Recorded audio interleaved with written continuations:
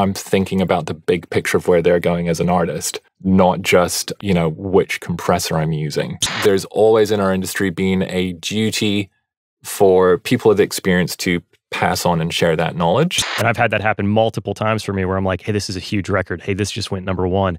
Everything's going to be different. And it's never different. The opportunities are bigger than they ever have been, but to be able to make the most of those, you have to learn more. It's like back in the day patching into like a compressor and the assistant not normaling it. And you're like, don't touch it. Done is actually a choice, not a place. That's good. There's a quote right there.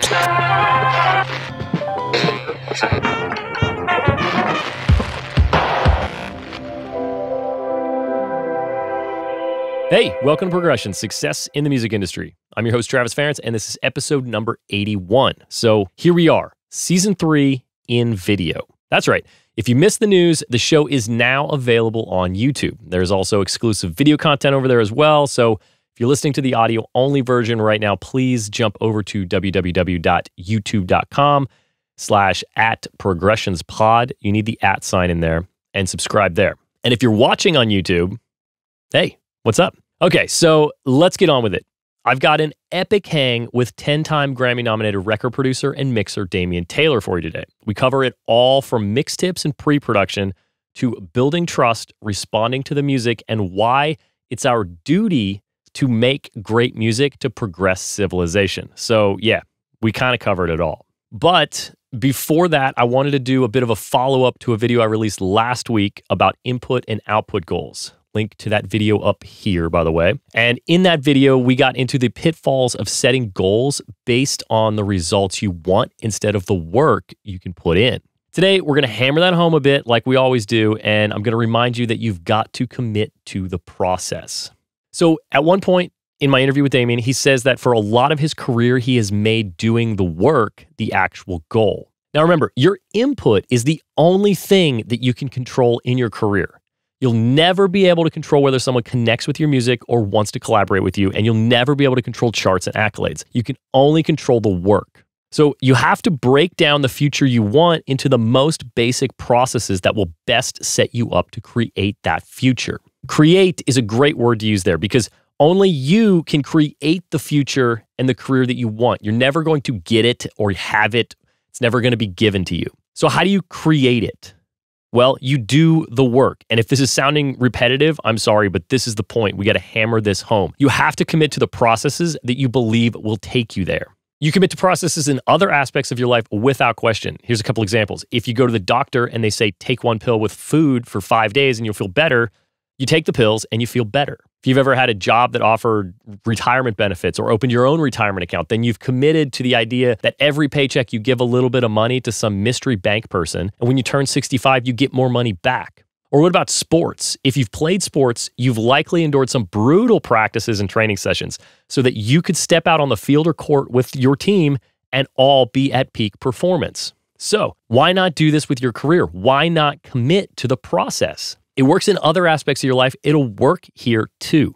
It's really just 2 simple steps. First, you have to identify the processes that will stack the deck in the favor of the future self that you want to become. And second, execute on those processes and put the work in every single day. Believe that they will help you create the career that you want and never falter. Don't be defeated when it seems like something isn't working because progress is slow and subtle. A lot of times, you won't even realize it happened until you get to the end and you look back. Today's guest is 10-time Grammy-nominated producer and mixer Damian Taylor. This is Damian's second time on the podcast. His first appearance was way back in episode 2. So if you want to learn more about his full story, definitely check that episode out. To bring anybody that missed that one up to speed, Damian's work includes credits such as Bomba Estéreo, Lido Pimienta, The Killers, Bjork, Odette, The Prodigy, and UNKLE. He's also the founder of the Complete Producer Network, an online hub for people all over the world who are dedicated to improving their ability to create and share extraordinary music. So without further ado, welcome to the show, again, Damian Taylor. What's up, man? Welcome to season 3.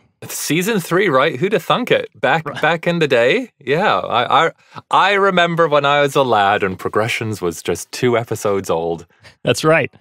Yeah, so thanks for having me back. Congratulations on everything you've done.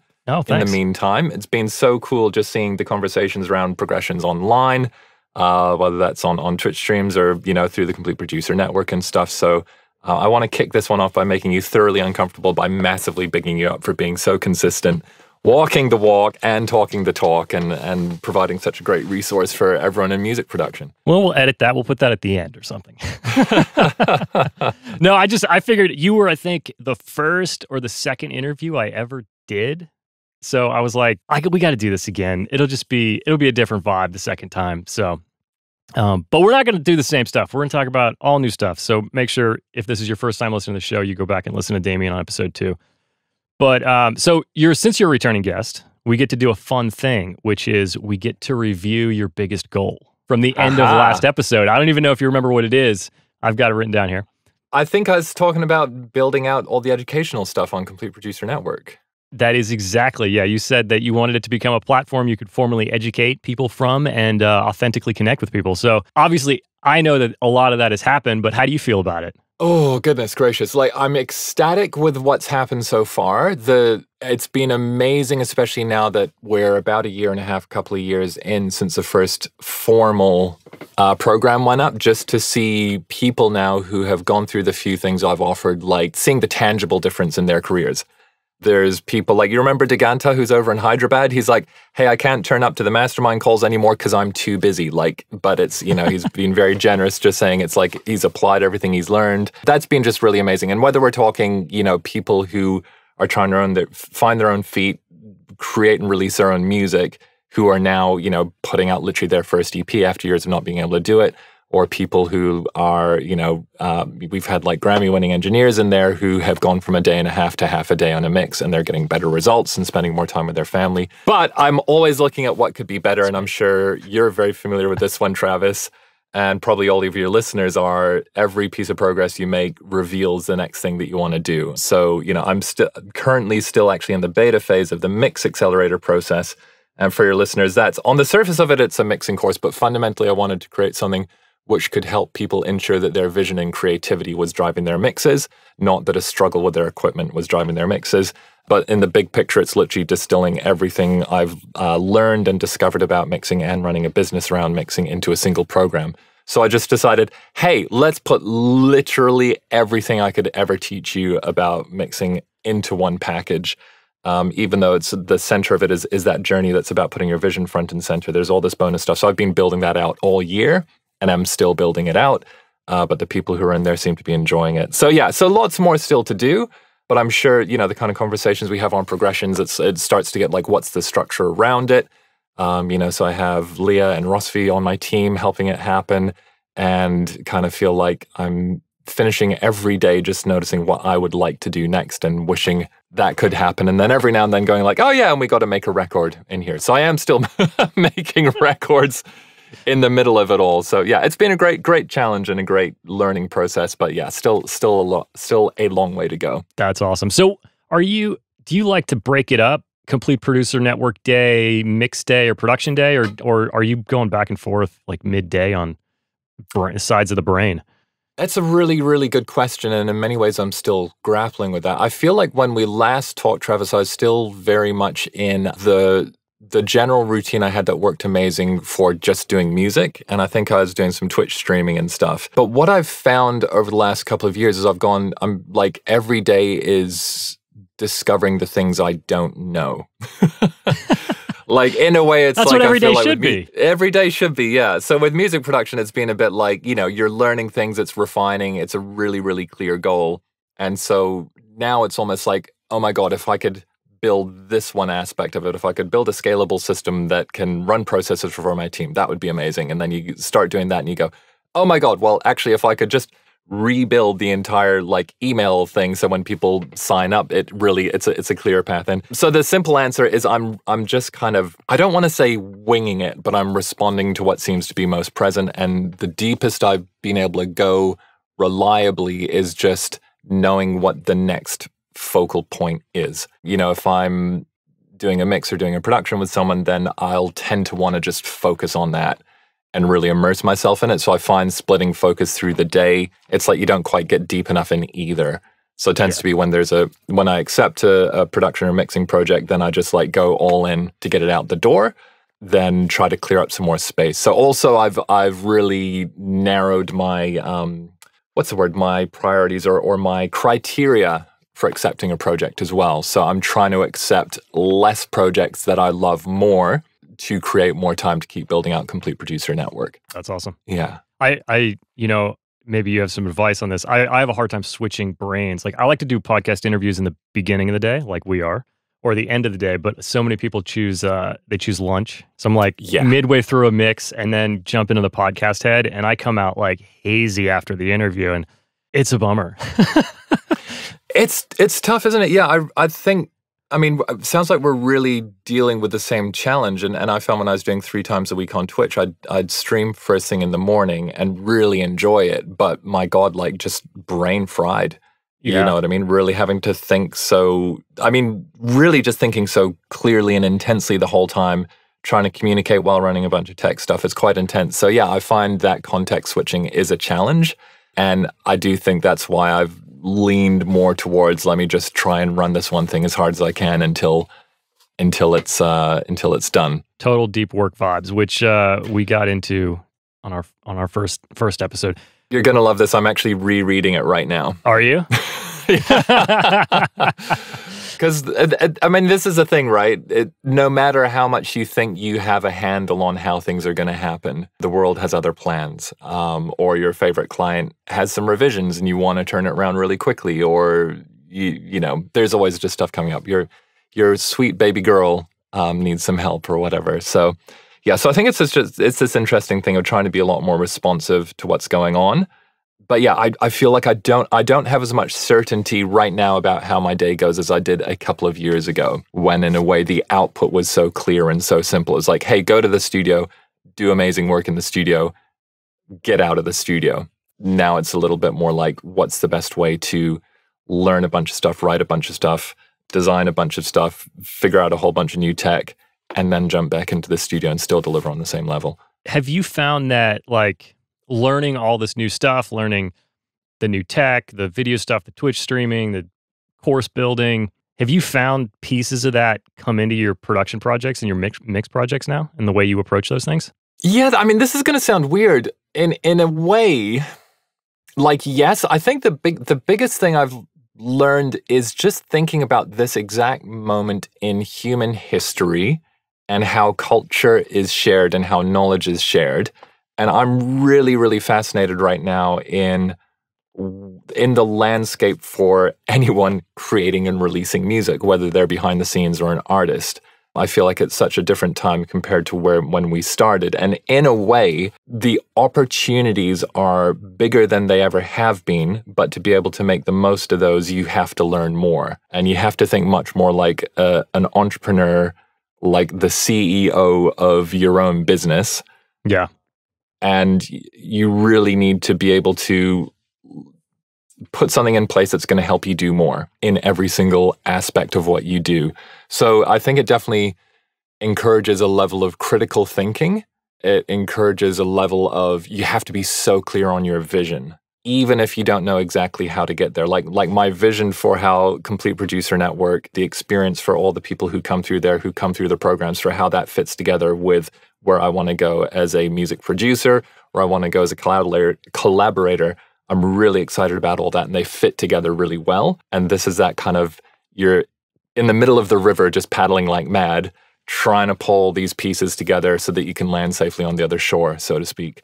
But in terms of when it comes back into the studio, honestly, like, it's just, I'm going to say it's like such a relief to just be like, oh, all I need to do is just listen to this music and respond to it. So I think it's really helped me just love music even more and enjoy the process of making a record, or the process of connecting with an artist, and actually understanding how simple and pure that relationship or that action is.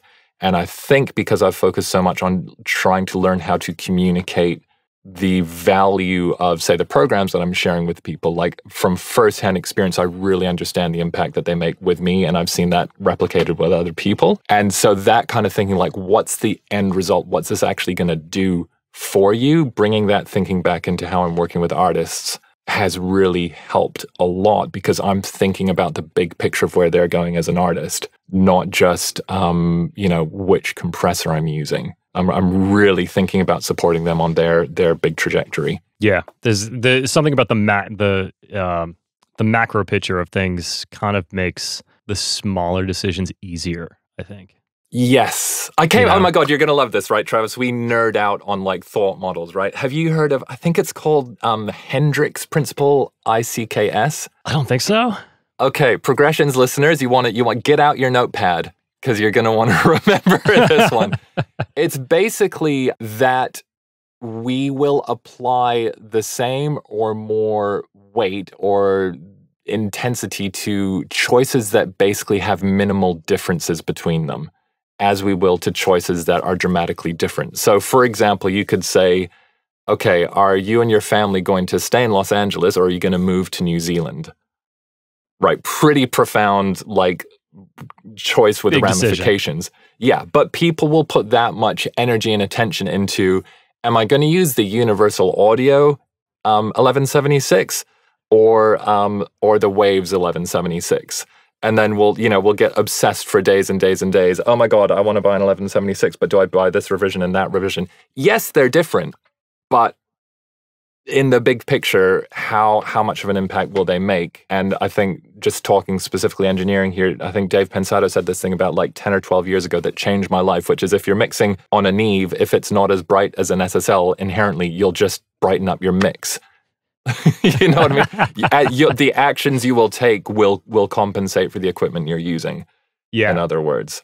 Yeah. So Hendricks Principle is basically that we wind up wasting so much mental energy on choosing between options that aren't that different and won't have that much of a compounding different impact on our end result.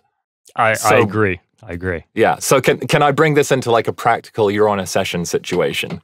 And I think having the confidence or the clarity of thinking that I have now on sessions is like, here's a little story. I was in Mexico City with Isque, who's a Canadian artist. We become super good friends. We did a whole album down there. We both wanted to go somewhere different after the whole lockdown and really get immersed in a vibe and kind of bring out her story. And sessions have been going great. And we'd always talked about making a weed song. And her management was like, you got to make a weed song. Like, she's a massive toker. Everyone, we're in California. It's legal. But it was, there's a lot of stuff she wanted to say. So it actually, had political and personal implications and stuff like that. And really part of her story. And so we were always waiting for, we'd kind of joke about it. Like, are we doing the weed song today? It's like, no, we're not ready. So anyway, this one day, 2 or 3 days left of our sessions, we were like, is tonight the night we do the weed song? And it was like, yeah. And a few years ago, I would have immediately sat down at the computer and started programming. And in this context, it was, I still talked to her for another 2 hours and just like kept sifting around until we could find the right angle. And we agreed, okay, it has to be based on a sample. And so then I just talked to her about all the records she listened to forever and ever. And it's just really interesting going like, we're not going to go in and start choosing hi-hats. I'm going to keep engaging her on what are the core big elements that are going to tell this story as strongly as possible or that will provide the context for her to tell the story as strongly as possible. And it's a weed banger. It comes out next year, but on 4/20. But yeah, so I just want to say, like, the difference between now and a number of years ago is I would have always felt immediately sit down in front of your equipment, start making technical choices instead of let's stay zoomed right out until the big picture really comes into view, and then you use all your gear and your technology to bring that vision to life. Yeah, that's Hendricks Principle. Yeah. We'll put links to a complicated article about it. That's great. Thank you for sharing that. That cool. Basically segues into almost everything I have in my notes. So I don't even know what to choose next. Something I do want to highlight that I think is a common thread between your coursework and some of the questions that I have. It's when you said listen to the music and respond to it. I think that's like the most important thing you can take away so far here is that's the only thing that matters. I was obsessing over a Hendricks Principle this morning, actually doing a mix recall, and I put like a little bit of distortion on the kick, and I sent the mix to the artist, and then I sent an alt, and I was like, hey, this is very subtle and potentially pointless, but do you like this better? And the response was like, I don't really hear a difference. Which one do you like? And I was like, damn it. I can't believe I wasted time. I wasted time on it. But let's go somewhere that we somehow have not gone in this show. And you were kind of touching on it a little bit, talking about the Iskway record. Where does pre-production come into your production process? Like, how important is it? Some people don't really do it. They just show up, like you said, and start making beats. Other people, it's like building a relationship for like weeks and weeks and weeks. Describe your process before we get to the studio.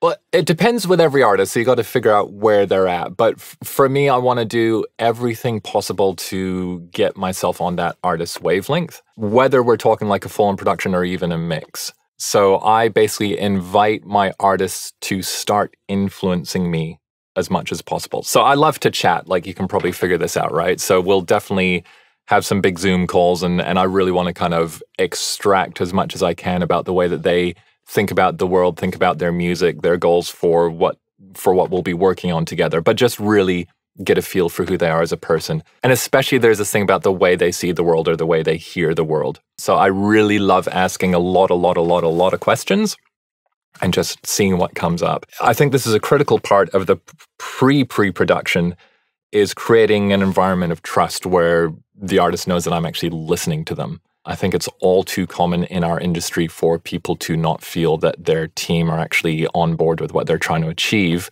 True. Or they might not feel that the person they're working with is actually paying attention, really, that they're just going to go do their thing.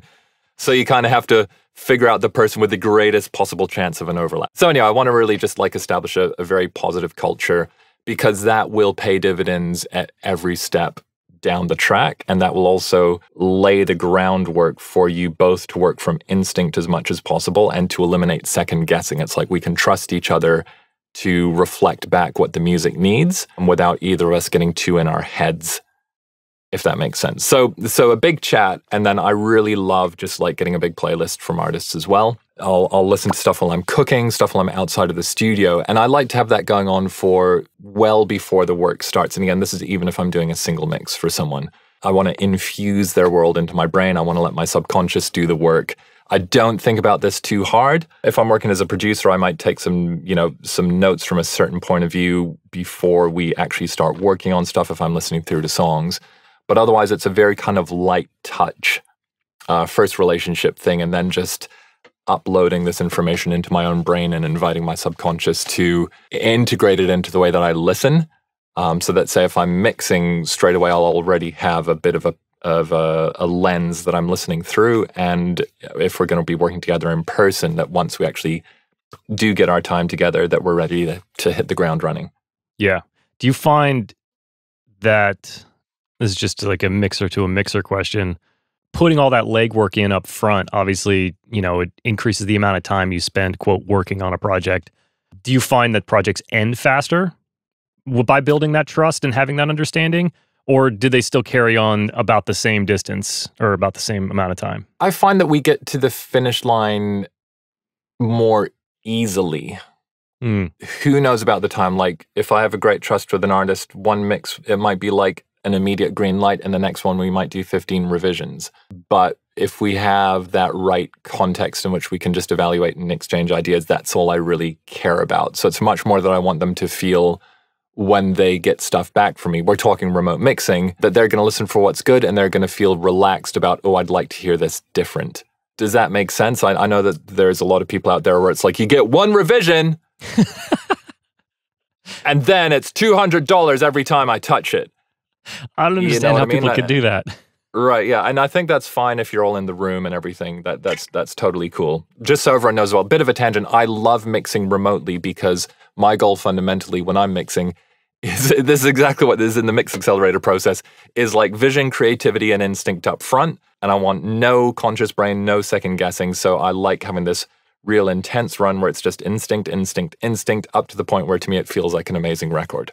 Then I send it to an artist and it's like, is this the record you want? Do you know what I mean? And then we just dial from there. And I've found that once I know I've really put that instinct in, I have zero stress at all about doing any changes. Whereas I've found some of the friction that you get if you're working with the mixer, or I've felt this a lot in the past, is I'm trying to pull stuff together and you haven't got to the point where it's taken shape yet.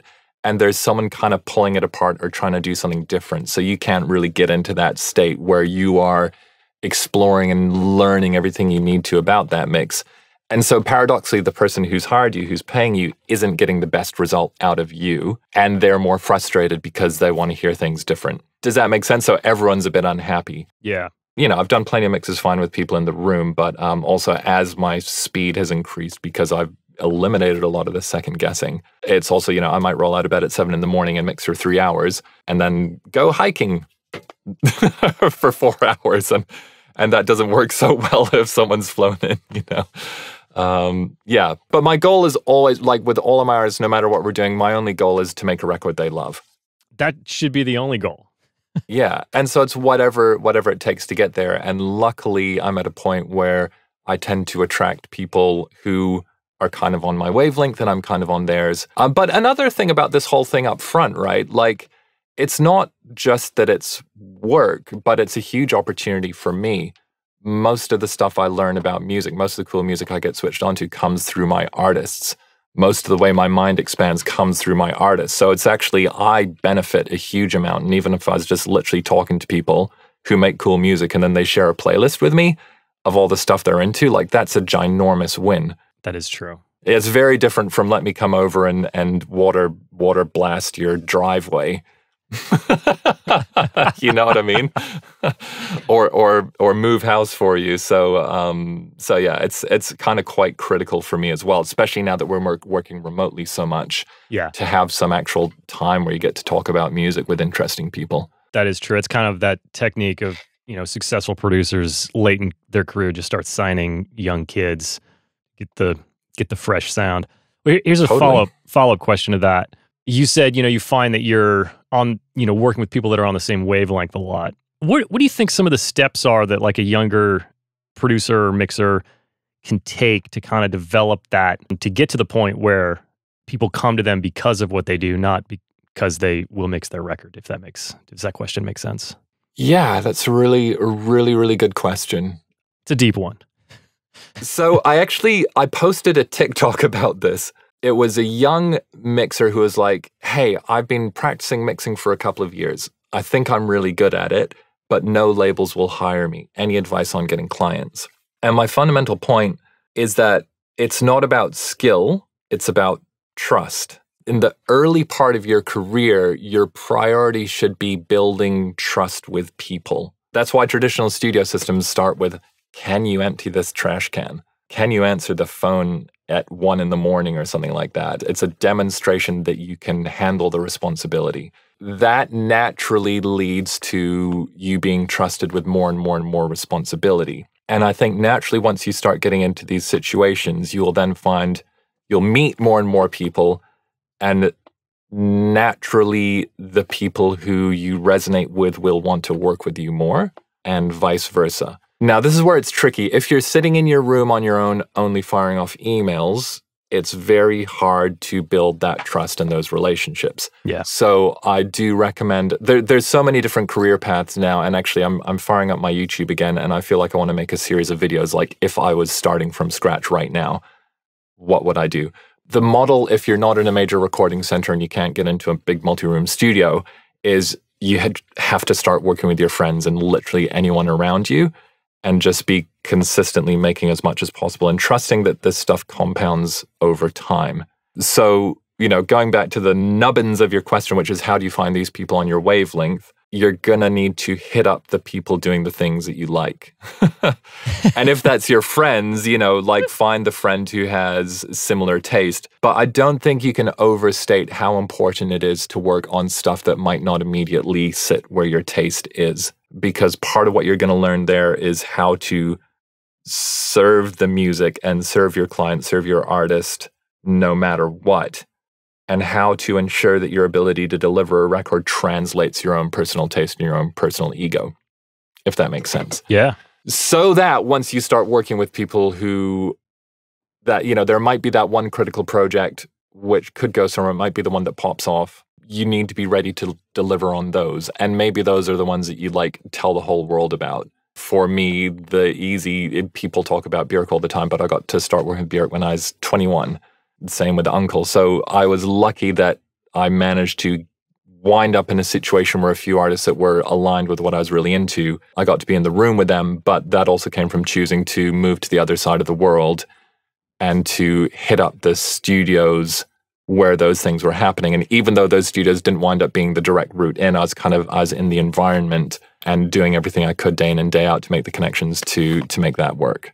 But this is also, you know, outreach is important, but I think especially if you're starting really understanding that you're playing a long game, and once you have that trust, then people will be inclined to trust you with more and more responsibility. So also I got to work with some of these artists I mentioned, not as a mixer, not as a producer to start with, even though I've done a mix with Prodigy, I mixed a Bjork album, but that was like the Bjork album I mixed was the 4th album of hers I had a credit on. And I first went into the situation with Bjork as Guy Sigsworth's engineer. So she didn't hire me, but I was able to do something for Guy. And you naturally meet people. You know, I got into the Prodigy because I wound up doing all this stuff with Neil McClellan, who then was like, okay, Damian's indispensable. Some of the stuff Neil and I worked on was fucking atrocious. You know, we worked on some cool records together, but we were doing like, here's a pitch for a Bacardi gin advert. And, you know, we'd be up until 5 a.m. doing that. So you build these relationships with people by helping them deliver in any situation so that, you know, the Prodigy is, for Neil, is like his biggest artist ever. He's not going to trust bringing some random into that situation. So you demonstrate how you can work, and then that sets you up when these bigger projects come in to be able to land them. But I can't stress enough, if you want to work behind the scenes, then that's where working in teams and being able to solve problems for other people who might be more directly solving problems for an artist is huge. And if you don't want to go through that system, then just, you know, to be working directly with artists and start with the artist next door. Yeah, that's a great answer. And it was a really amazing way to sum up the big studio path that, you know, I went through, that I've talked a lot of shit about, that I say doesn't exist anymore. But there was a lot of parallel in what you said to something that another guest of mine said last season, mixer Andrew Morey. I don't know if you know Andrew, but he talked a lot about trust and how, like, getting those label gigs and those higher profile, even if they're independent artists, it comes down to, do they trust that you'll deliver the product that they want? Or I hate to say product, but I said it. But yeah, so where do you think producer comes from, by the way? Producer and product. Deliver a finished product, right? There you go. Yeah. But yeah, that's a great answer. I wanted to ask you, let's see. And actually, before we jump onto that one, the other critical point for this for people to understand is that mixing is the culmination of so many steps, right? Mixing is the thing that when you look on the internet, it's like, yo, you get a multi-band and trigger your kick off your bass and blah, blah, blah, and that's how you mix. And it's like, no, you think about the amount of human hours, the investment that's gone into making a record up to that point, not just for that one song, but someone's entire career. Like, handing stuff off to a mixer is a really, really, really big deal. And if you think you're just going to walk in off the street and someone's going to go, hey, here's a culmination of 5 years of work, go for it. That trust is critical. And it's not just that you'll be able to deliver a product, but for me, going back to your earlier question, it's so important that any team I work with understands that I'm on their side until they are, like, ecstatic with it. So anyway, it's just a really important thing for people to understand when you're sitting on your own in your room, just going, why can't I mix people's stuff? Just really think about it from their point of view. Yeah, well, you sparked the idea in me that there's a lot of producers, producers that came up as engineers, they want to mix. You mix your productions. Brendan O'Brien comes to mind. He mixes pretty much everything that he produces. There's so many producers that don't want to hand it off, because you're right, it is a huge ask to take all of that work that a whole team has done and then just pass a hard drive over to somebody who is just going to listen to it for the first time tomorrow. They're without the trust, then why would you ever do that? Why would you pass it off to anybody? So yeah, that's also why it's like, there's like 10 or 15 kind of big mixers in the world at any one time. Yeah. You know what I mean? And that also becomes an easy choice for the labels. I don't mean this in any kind of a disparaging way, but it's just like, you phone up this person, you're going to get the result. Especially once that starts translating into radio plays. I've been in a situation where, a mix I did for an artist I produced on an album, the artist preferred my mix and the label went with Big Name Mixer's mix because they just know that's what, they know it works on the radio. They trust. Guaranteed, yeah. And that was fine. It's no big deal. I mixed the rest of the record and everything. But But yeah, so, and that's where it just gets so interesting. There's so many more factors than just how good a mixer are you, or even how good a producer are you, or how good an engineer are you. There's the whole cornucopia, kaleidoscope of other factors going into it. And that's where I think as well, just like having patience and trusting the process and reaching out to people. There's even just like, is it the right time? And I've told the story plenty of times about how I worked with Bjork a little bit on Vespertine with Guy Sigsworth, and then kept in touch with their management for 6 years. And 6 years later, it was the right time. So really, I think everyone understanding that you never know where someone else is in their cycle. And yeah, just creating a good enough impression and trusting that if the planets are going to line up, then they will. It's a little bit, you know, I hate to say it, there's a little bit of luck involved when it comes to timing. There's a little bit of luck. Absolutely, yeah. Well, I think if we put this into progressions speak, there are things you can control and there's things you can't control. Yes, yeah. So we know what your output goal is, but all you can do is your input goal, your input activity. Well, that segues nicely into a question. So since we're talking input goals, output goals, which most of the people who listen to this podcast are familiar with, there was a conversation in your mastermind group. For anybody that's unfamiliar, Damian has a online studio mastermind hang that he does for people on the Complete Producer Network. And so the other day we were talking about how you get satisfaction out of doing the work, not out of the outcome, not the Grammy nom, not the album release, whatever. And that doing the work is the actual goal. And so I want to talk about that. But I was trying to get to the bottom of a question on that chat, and I think I worded my question wrong. So now that I'm in charge of asking questions, I get to go again. What was the first time you realized that making the work the goal was taking you further than making the outcome the goal?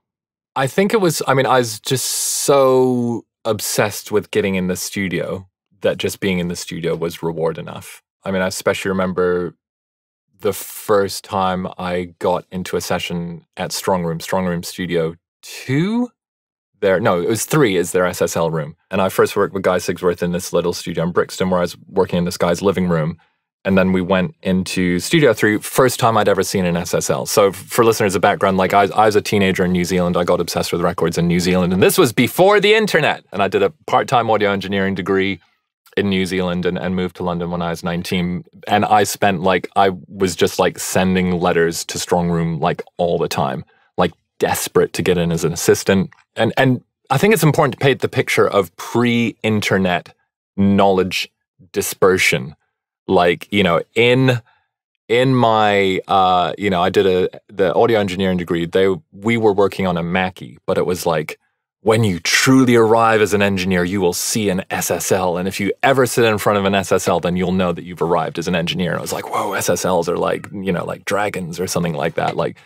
Mythical objects. So the first time I got to walk into Strongroom, the studio I was super obsessed with, I wasn't engineering, but there was an SSL there. Tristan, I think Norwood was his name, was engineering. And this was a Talvin Singh remix. Talvin Singh was a huge hero with Guy Sigsworth. And that was just being there was insane. I think the first time I really started to think about outputs was there's a band called South, who are dear friends to this day. They were part of the UNKLE and Moax crew.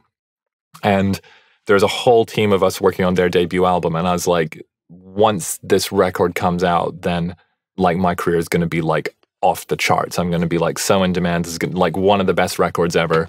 And that was kind of my first proper album project as well. So I was doing Pro Tools on that big team of us working. And by the way, Pro Tools at that point it's a very, very mystical, multifaceted term, which we can unpack at another point. And the record came out 7 out of 10, didn't really do much.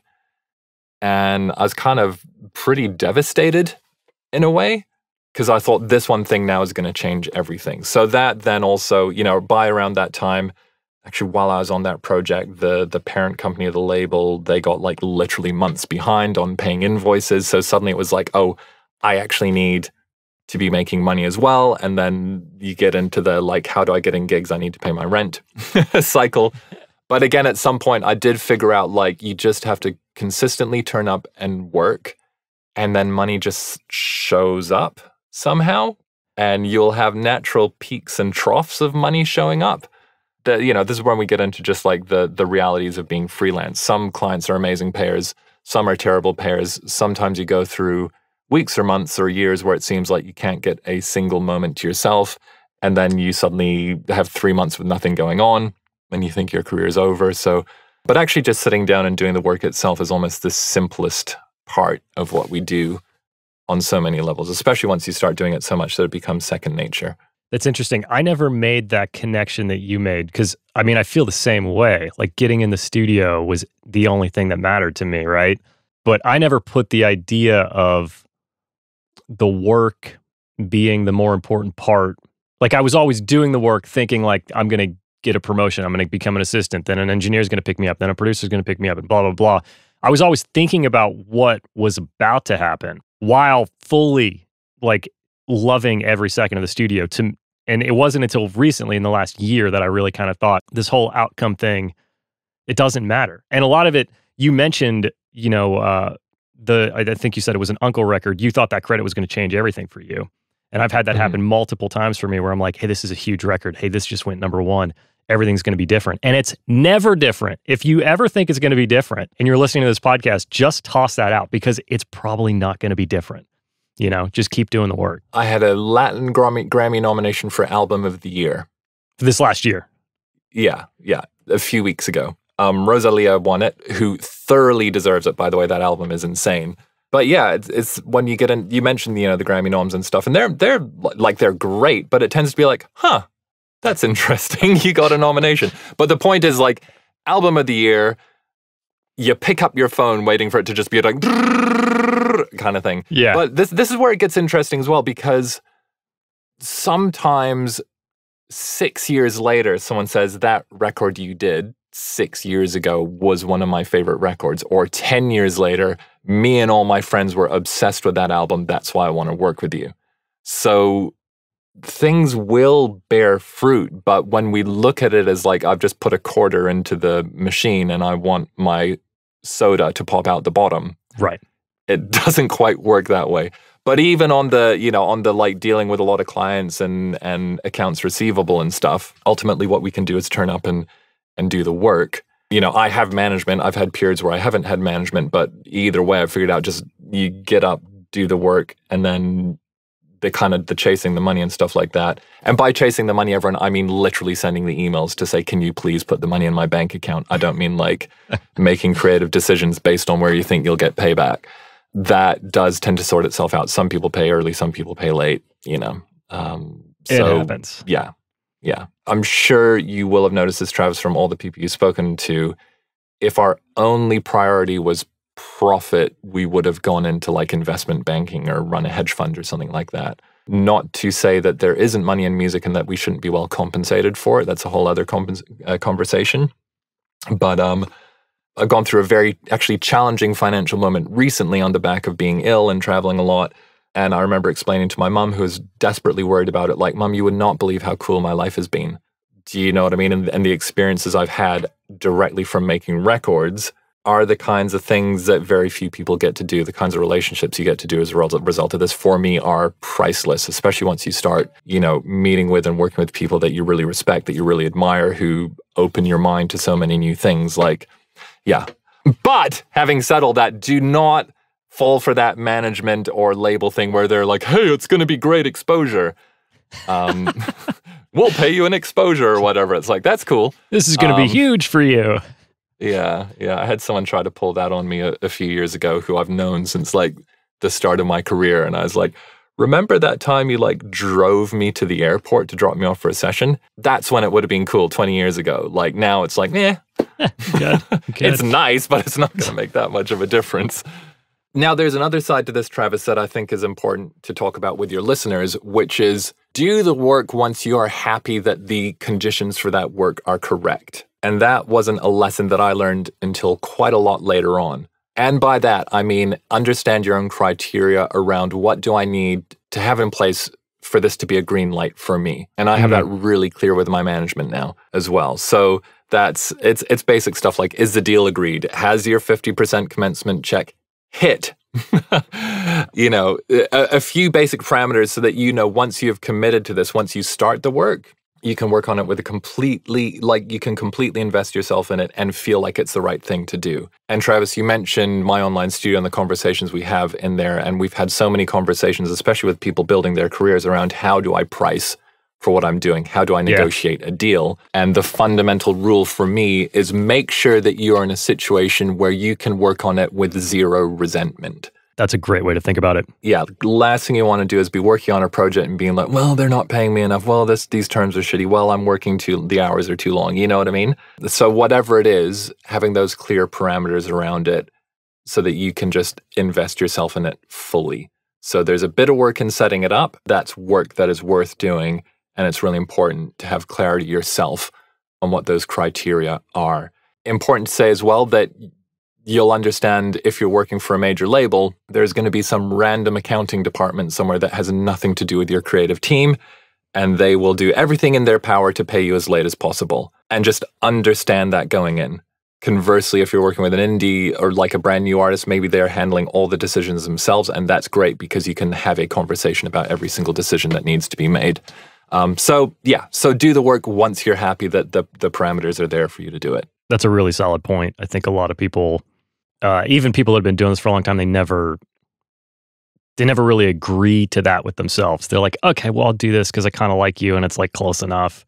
And then resentment. You always have that at the end of the project when you're printing the final stems and you're just like, God, was this worth it? They were so, and you never want that. But I wanted to jump back. You mentioned like a while ago, chasing the money and like saying how wonderful of a life you had to your mother and all the experiences that you've had. Because we're doing music. We're all doing what we love. It's super challenging. But there are so many people that don't do what they love. Like they don't get joy and fulfillment out of their job. They are only there for that Friday deposit to come through. And it's super sad, but it's super hard to chase your passion. And so here's a kind of a question or a thought you can, whatever you've got. What do you think, because you've been doing this longer than I have, and we've both probably experienced this a bit, personal sacrifice that maybe you've made or others have made that you've seen, in your career, first career growth. Do you think that like somebody who's 22 needs to go as far as maybe some of us and our peers have gone when it comes to personal relationships or health relationships? Is it like, do we have to? Well, maybe Travis, you could illustrate for your listeners how far we're talking here. I mean, like I didn't really date for like 12 years. All I did was work. I dropped everything. Somebody called. I went to a studio. I came home. I did mix recalls. I didn't go to people's birthdays. I still had friends, but most of them were in the studio. They were doing the exact same thing. I had no friends outside of the studio. The people didn't understand what we were doing. So I'm talking about that level of like just absolute disregard for, your personal anything. Now, health aside, I've had knee problems and elbow problems. I didn't exercise. I'm not even going to go down that road, but that's what I'm talking about. Okay, I'm with you. Yeah, I do look back on the fact that I missed my grandmother's funeral, my beloved grandmother's funeral, to attend a session where we recorded Tommy Lee of Motley Crue. In hindsight, I think I'd go to my grandma's funeral next time. So here's, like you mentioned, like in your 20s versus later in life. And I don't know how you would feel about this, Travis, but when I was in my 20s, like all I wanted to do was be in the studio. And in a way, one of the advantages you have at that stage of your life is that you can kind of brute force your way through a lot of situations that actually require some nuance. So, I've been double booked. Hey, no problem. I'll work all day on this one and then work all night on the next one, then work all day on the next one and then work all night on the next one. Yeah. Now that is completely unsustainable. And, I had 3 like complete burnouts in my 20s, whereas I haven't had that since. If you're coming up through studio culture as well, especially when we're talking about we have booked this studio for a few days, like that's quite a different situation to the one that you and I are in now, where we have our own personal studios and we can do the work as we need to. This also depends which path you're choosing. So if you are choosing I'm going to be an independent engineer producer from the get-go, working with my own gear, from my own house or my own place, building stuff up, starting with my friends, versus I'm going to go through a more traditional apprenticeship, intern, studio route. The main reason I stopped working with Bjork was because I understood when I worked with her, I had to be ready to get on a plane at a moment's notice and fly anywhere in the world. It was like being in Navy SEALs or whatever. Like I was literally standing in my yard with my partner at the time and our little baby girl. I was like digging out some vegetables and my phone went. I was living on the west coast of Canada at the time. My phone went and was like, Bjork needs you in Lithuania. Your flight leaves in 2 hours. And I was like, okay. And at that time, I loved that. Like it was an amazing adventure. And then at some point you go, that's not the adventure for me anymore. So I think getting clear on the fact that your own priorities will change over time. Also, we could say that at the start of your career, literally the more hours that you can spend in the studio, the better. You're trying to get in that rep situation. You know, there's a whole 10,000 hours trope and a lot of nuance around that. Like, well, if you do it effectively, you could learn something in 2,000 hours that might have taken someone else 20,000 hours. So there's a question about how effectively we work it.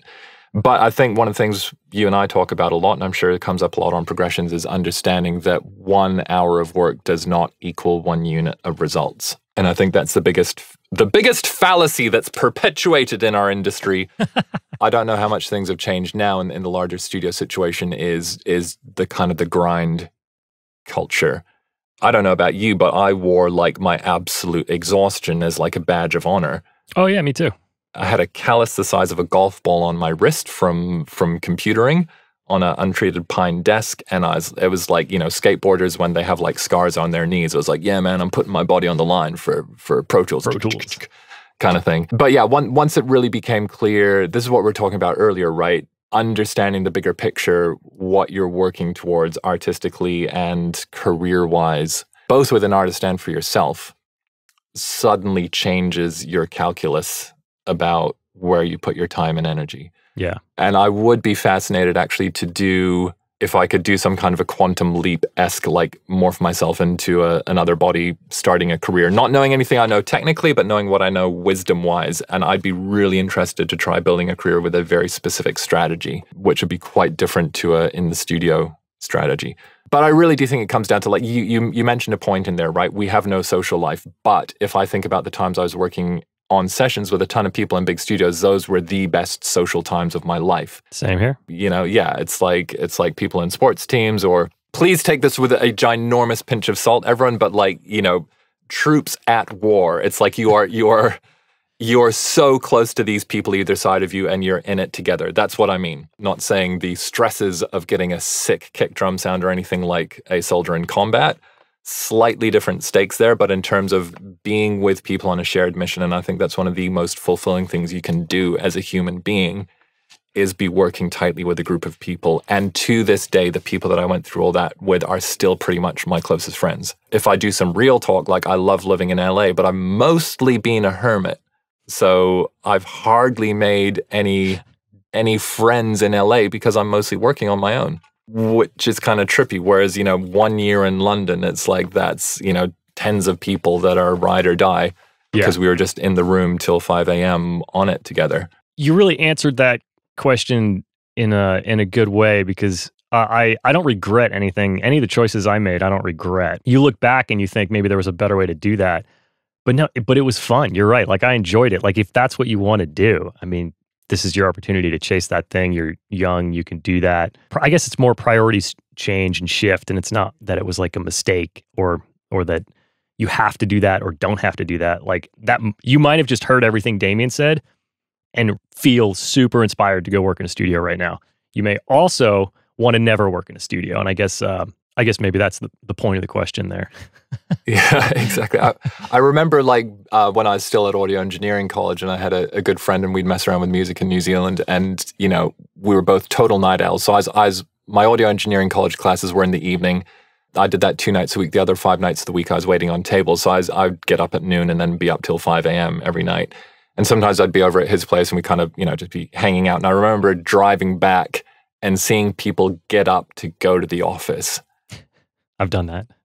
Yeah, and I was just like, that just looks like a fate worse than death to me. Imagine having to turn up day in and day out at the same time in that way. That seemed crazy. I worked all night once. well, multiple times. But this day was LA Marathon Day. And for anybody that lives in LA, you know that like the roads go to shit. Like everything is closed and the marathon starts at like 4 in the morning. They start closing roads at like 4 or 5. I couldn't get home. I left Capitol and I like drove south and I tried to cross like Vine and I couldn't get, I ended up like on the route for a second and then they made me get off. Anyway, I just thought of that when you said driving home in traffic. I was funny, like, isn't it? Took me 30 minutes to go like a mile and a half because I had to go like around the marathon. 5 o'clock in the morning. Can I bring up one other point on that? And actually, a great book to read. So there's this guy called Tony Fadell, who is known as the inventor of the iPod. I think I'm not sure if he was CTO or he ran the division at Apple that made iPod. Okay. And the iPhone, basically. Really fascinating career, but he just put out a book called Build, which I recommend everyone reads. It's totally about building and growing a technology startup. After he left Apple, he also founded Nest, the home thermostat kind of smart home company. So he single-handedly, he was one of the most significant players in establishing the smart home. But that book is like, it is so intensely, densely packed with information, but most of it is about how you go through different stages of growth. And he used a specific word, breakpoints. That in the growth of a company, there's specific breakpoints where what worked up to that size will no longer work if you want to grow further. And I feel like I've only really came across it explicitly stated in his book this year, but I wish I had thought about that or thought about things that way later on in my 20s, because we tend to think there's only one way of working. And Travis, actually, everyone on one of the online studio discussions, Travis, you mentioned seeing these engineers who were much older and were really cynical and who were still living that same model. And that brought up for you. You just said you needed to think about your own happiness suddenly. So I think understanding that as we grow, as our priorities change, we need to be really open to hearing those voices. And if speaking directly to you right now, if you're a listener of Progressions and you've been working in studios around the clock and you're getting really depressed and you start to dread opening the door of the studio. Have you ever had that, Travis? Like you walk in and you just go like, oh my God, like you want to hide in the closet or something like that. Almost, yeah. Yeah, I've hit that a couple of times. I just could not imagine walking up the stairs to the studio and I literally hid in a friend's session the whole day and called in sick just because, you're overworked and you're exhausted. So you need to, funnily enough, this ties in with our conversation about mixing and stuff. You need to develop that conversation with your inner voice. Yeah. And you need to be able to listen to it. And then going back to what we were saying about understanding the terms of your work and being comfortable with that and understanding what it's going to cost you on the other side. So this is your question about, what's the implications on your social life for the rest of your life. So having a clear sense of what it will cost you and if it's worth that investment. But yeah, critically, Tony's whole description of how you go from there are like 3 of us in a room working together up to we have many thousands of employees in branches around the world, and here are the strategic and thinking shifts we need to make. And he also has this really amazing description of going from being what in the tech world they call an individual contributor. So this is like you are a person who has a skill and you are hired to perform that skill. So in tech world, that might be coder or it might be user interface designer. And at some point, if you're good enough, then you're going to need to run a team. And that's when you need to completely shift how you think about what you're doing and actually the activities that you're doing day to day. So you might have been a star coder and suddenly now you're managing people, which means that you might do almost no code. In many ways, I feel like I have that breakpoint that I still need to go beyond in my own career. Like I've got so good at every single detail of production and I haven't handed those off to people. Maybe my systems are so damn efficient. I have all these reasons I haven't done it. I do so many different kinds of records. It's very unpredictable, my work. But yeah, it's a great book just to think about that through a different lens. And I think it's really beneficial for us in the music industry to be reading and thinking about how different industries work and how challenges that are really obvious to them that might not be so obvious to us. Yeah, that breakpoint term, that kind of sums up a lot of what we've touched on. Talk about like my breaking point at like early 30s. It's like what was working for me in my career, my personal life up to that point, no longer, it didn't work. Something had to change. Or, to talk about like chasing the money and like feeling comfortable with like what you're getting paid for what you're putting in. There's a breaking point, like what you got paid to work when you're 18 that's not going to work when you're 25. So that's a really interesting term. I'm definitely going to check that book out. Yeah, it's a good one. So I want to do one kind of technical tip before we get into a few other career closing thoughts. But do you have a bizarre mix tip? I like to ask people who are mixers or engineers if they do anything like super weird, maybe they stumbled on accident. Is there anything that you do that you think is kind of really weird? Yes. And I actually articulated this a couple of nights ago on our online studio call, and it is, I've discovered in almost 99% of my mixes now, right before I print, I am changing the bass level by as much as like 6 to 9 dB. Up or down? Either way. Which kind of is counter to the main mixing, like the bedrock of accumulated knowledge is solo your kick and get that to -6 and then put your bass in and then it should be at -4 and then build everything on top of that once the bottom end is dialed in. And this only, I do things in a bit of a weird order. Personally, I don't like putting a mix bus on until quite late. And at the end of my mixes, I'll often be seeing how much I can get out of pushing into some mix bussy stuff. And some of it changes stuff a little bit drastically, but I kind of like it. It's almost like a little, kind of the lens shifts and then you reassociate or you reevaluate a little bit what you're doing. But some of those processes just add in a ton of low end.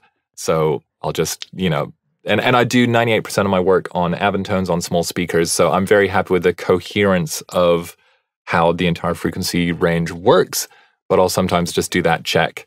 And sometimes there's like a big move. And this is a weird thing because it's going through a bunch of buses. I might be moving the fader by like, 6 dB or something like that. But the actual perceived change at the end of that is a lot smaller. Yeah.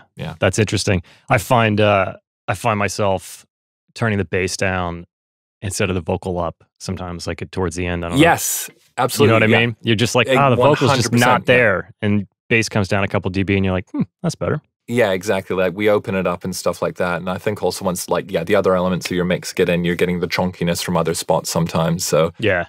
It can just be like easing back on stuff might ease back on a bunch of other processing, help things feel more open, but you still got a totally great low end. There is something about like making a drastic change, like right at the end, that's like sometimes makes you feel like you really nailed it, and other times makes it feel like you just didn't get it that day. I don't know. It goes both ways for me. If I start doing something drastic right before I print, it's either like 100 times better, or I just save, quit, and come back the next morning. So.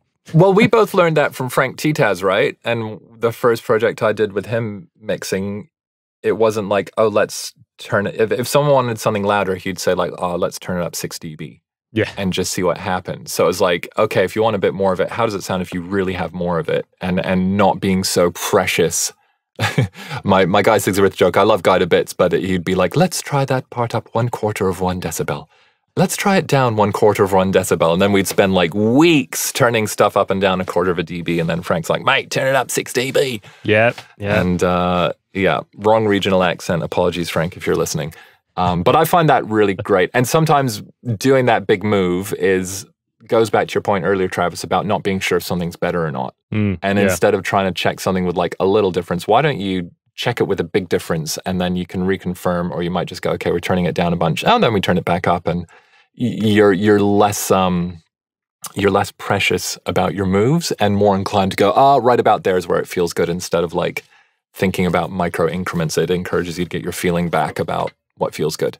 Yes. A bit more nuance for the technically minded engineers in there. I hope you don't mind. I'd like to go into this in huge detail in the mix accelerator process when we talk about monitoring and the path you use at monitoring. But for me in general, I'll start my mixes really loud and then get quieter and quieter and quieter.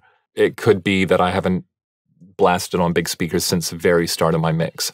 So I understand, based on what I'm listening to and the information I'll get from my speakers at different volumes and different monitoring configurations, what kind of things I can reliably make a call on, and then know, okay, I'm going to do this really briefly just to make a final call on this other thing. So I'm not trying to second guess any decisions at all, and I'll understand at which point in the process I'll make clear final decisions about certain aspects of a mix. It's awesome.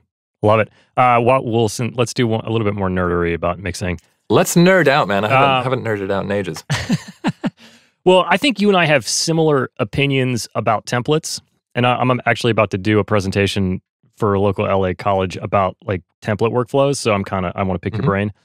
I think, and I believe that you think the same thing, that templates increase your creativity and like free you up. When a lot of people like maybe argue that they make things sound stale and make things sound the same, which I've never really experienced that. What kind of templates do you use in your work, and do you agree that they make you more creative? Or maybe did it take you a while to make them make you more creative? If that makes sense. I'm with you. So I was a firm, staunch, like aggressively punk rock, like I'm going to build everything from scratch for every record because I care, and every record has to be unique and different kind of person for the first, 15, 20 years of my career. And it wasn't until I started going like, hang on, there seems to be like a few broad categories of things you're doing over and over. And there's a few tricks. You realize, oh, I want this color, so I want to use this thing on that setting. And so I think the art of template design could be best summarized by the paraphrase of my favorite Einstein quote, which is as simple as possible, but no simpler. In other words, this is like this minimum optimum. What's the stuff that you need to do your work, but you don't want stuff overcomplicated? Whether it's mixing or like production. At one point, I tried to build this huge production template that would be able to do absolutely everything, and it basically became completely unwieldy and unusable. Or you'd spend all your time like designing a template and building it, and then the second thing you do in a session is want something else. So I like to just, I think about my template much more like a great kitchen. I love Indian cooking in particular because I tend to have, I can't remember the name, but it's, you keep your smaller spices in a bigger round spice thing and you just have a spoon sitting there. So depending on which dish you cook, you can go boom, boom, boom, grab these 3 spices, throw them in instantly, not have to go to your cupboard and open stuff up. And so it's really just having the things you need available easily and quickly. But your template doesn't mix your song. Although, who is your guest who has the template for every song? Like Billy Decker, Nashville guy. The Deconator, yeah. Yeah, Decorator, yeah. And like, which is brilliant but I think what I took away from him was he would have a really clear understanding of which template would be best used in which situation, and then it's a final bit of customization. Yes, yeah. So my template is way more open-ended. I pretty much just have one, although I will say as a project progresses, then I'll refine that template so that any of the things I've learned on that project are carried over to new songs, if that makes sense. Yeah. It is really important for people to understand from a mixing point of view, even if you are mixing 2 different songs with the same artist, recorded on the same day, in the same microphone, the same recording chain, that they will basically want a different mix.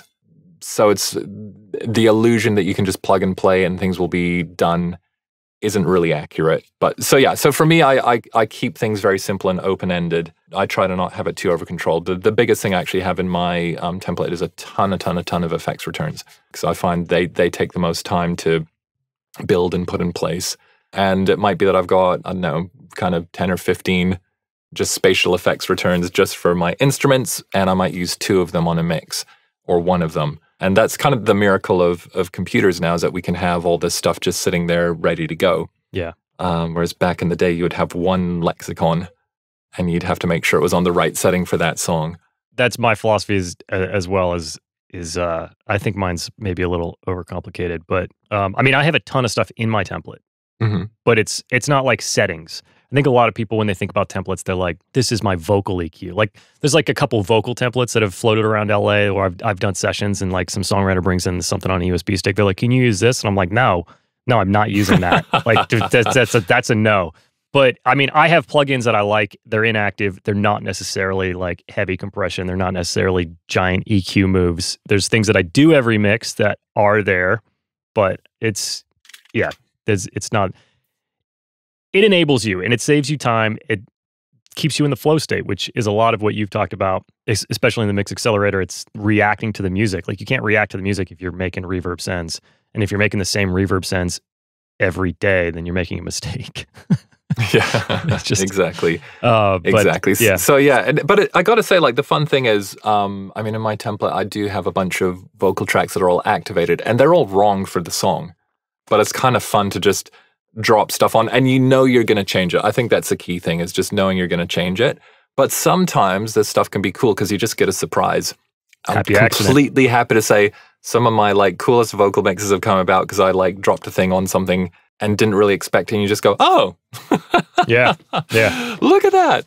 Yeah. It's like back in the day patching into like a compressor and the assistant not normaling it. And you're like, don't touch it.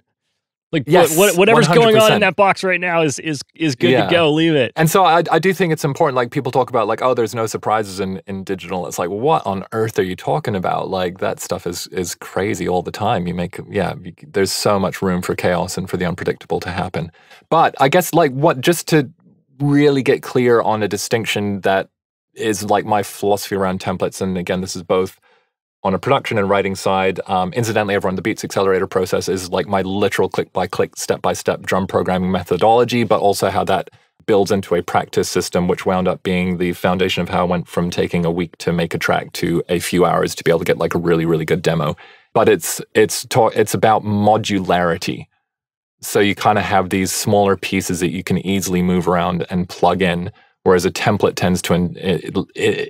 tends to imply this entire structure that everything just fits in. Is that distinction clear? Like template is like everything is already in place and you just plug stuff into it, whereas modular is you have all of these little bits ready to go that you can just plug in. Yeah. It's kind of smaller units that you can add together really quickly to get to an end result. That's the best way to look at a template. Yeah, and I found with my like songwriting templates and stuff as well, I tried to have like, okay, we're going to have all the basses busting through this and all these are going to bust through that, and then vocals are going to bust through that, and then this is going to happen through there, and I wound up much happier with literally a blank screen, but then just a bunch of stuff that I could drop on specifically if I wanted it. I find as well, just anything that involves bussing in a template tends to confuse the living hell out of me. You know, not an effects send bus, but I literally have like a vocal bus and a drum bus and that's it. But anytime there's an opportunity for something to get sent to the wrong place, and then I think you actually used this term once, Travis, you have a booby trap in your mix that's waiting to blow up in your face when everyone's approved it and you're trying to print stems. So I also build my template understanding the limits of my own intelligence and the limits of my own ability to keep track of details. So I try to make it a bit more idiot-proof as well, because I know that I can be a massive idiot once I'm actually working. That's a good point. Yeah, that's nothing like finding a booby trap. Towards the end of a session, something was bust wrong and you were hearing it, but it wasn't getting printed. And I have an embarrassing story, by the way, embarrassing story.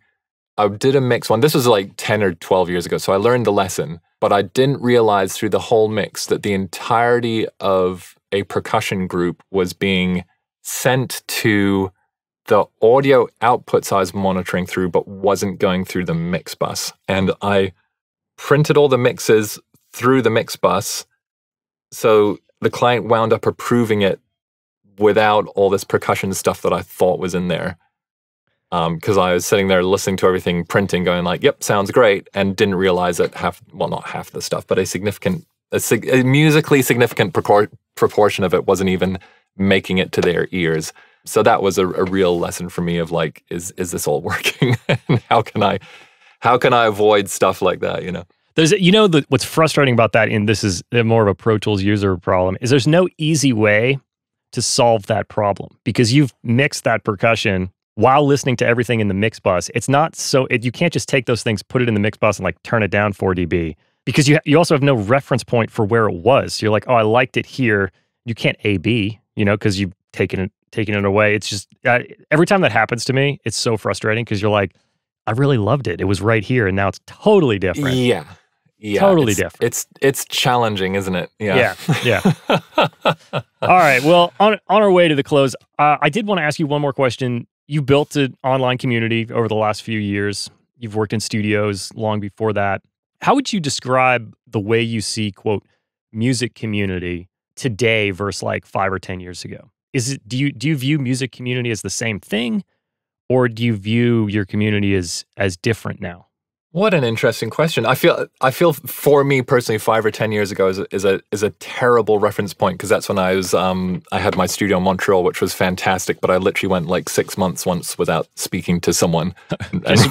So maybe a little bit further back than that. If we go a little bit further back. Well, this is a really interesting one, and we can get into some broader socio-political thing about like we all live within our own echo chambers, right?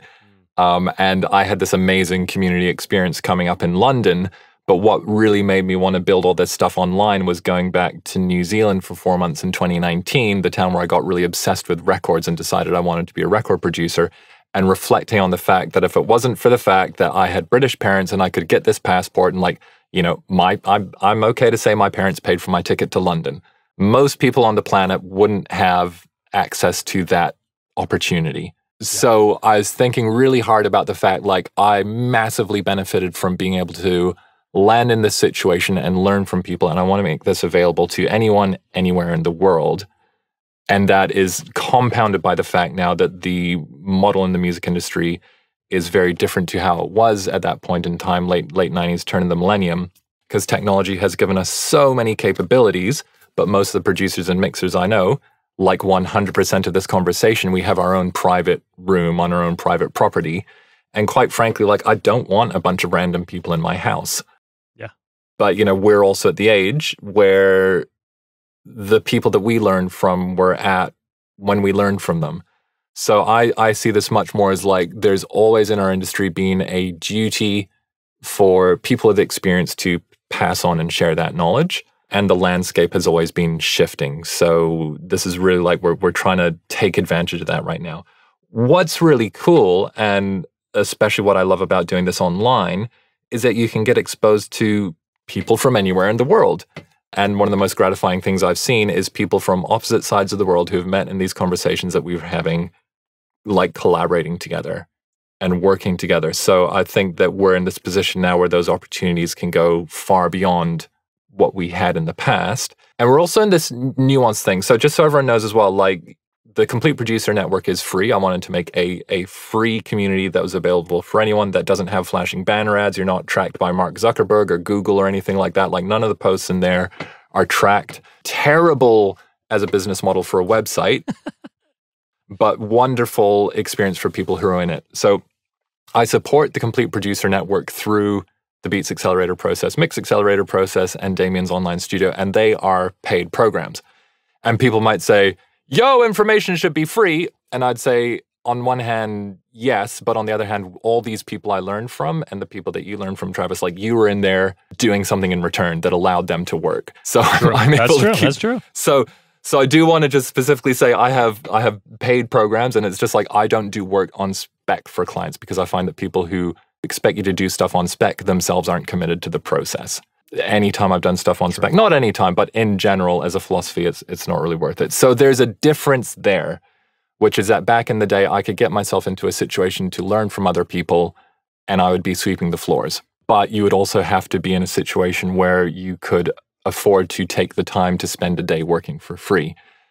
And this is where, you know, my situation, I got to move to London, but I always supported myself. And now pretty much if you want to go and be an intern in like a studio in New York or London, then this is where we talk about, you know, the arts are being not overrun, but disproportionately represented by like the children of the aristocracy, who can live on a trust fund, who can afford an apartment in New York to go and work for free for someone for a couple of years. Personally, that's also where I've had a hard time hiring people, is I don't like having people work for free. So I have a different model where I can consciously distill a lifetime worth of experience, and I've been obsessed with transmitting knowledge in an effective way, because the education that I've received online has, all the stuff that's been good has been by people who have really thought about how can I create a transformational product for someone. I know this is a bit of a tangent, but we are talking about online communities. So there's a nuance here. So yeah. I could do something for you, which if you really applied yourself to it across a couple of weeks, that's basically 15 years of experience that you can shortcut in that time. And then we have a structure then for you to meet other people to put that work into, to turn that knowledge into action, instead of kind of having to progress linearly through a hierarchical system where, especially if we're talking about coming up in the traditional studio ranks, part of it is you're waiting for someone further up the chain for their priorities to shift and move on from a position so that a position opens up.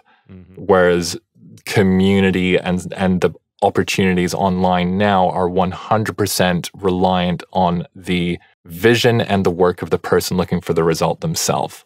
So if you're applying this, I'm building myself completely independently outside of a traditional system, It's what we call a permissionless society, or not based on any gatekeepers. So you can work on stuff as hard or as smart as you want and make as much progress in as short a time as possible. And being able to tap into online communities and ways of finding knowledge online can be a huge shortcut. It can also be very dangerous if you wind up spending 2 years just watching YouTube tutorials and not putting anything into action as well. So, so that's also just the way that I actually designed my programs, was to get people into action and get people having results through a structured way of presenting information, and presenting that information in a way where you can really build in a clear path, a clear staircase of knowledge that's actionable. That's awesome. And broad answer, but I just, I do think it's important just to mention, like, yeah, I have some paid stuff, and it's worth it.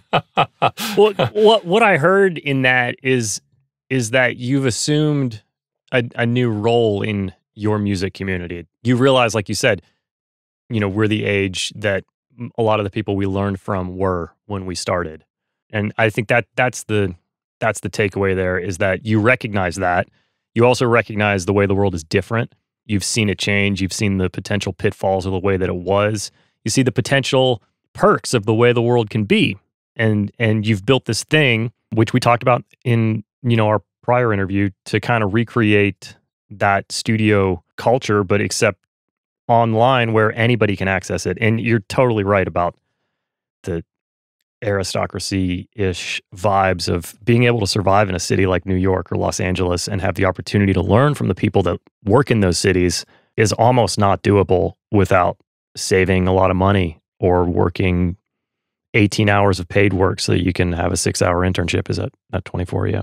And you also know the thing, with internships, it's like, okay, I've just done a 2-year degree. It's costing me like hundreds or thousands of dollars a month to be in this city. And then you're going and getting sandwiches. You know what I mean? You're not even allowed in the room. And then so much of, I think, I'm going to say especially New York, just because I know this carries through across a ton of industries over there, creative industries, is that people just expect you to be an unpaid intern for years sometimes. So it's like, how the hell do you even build this?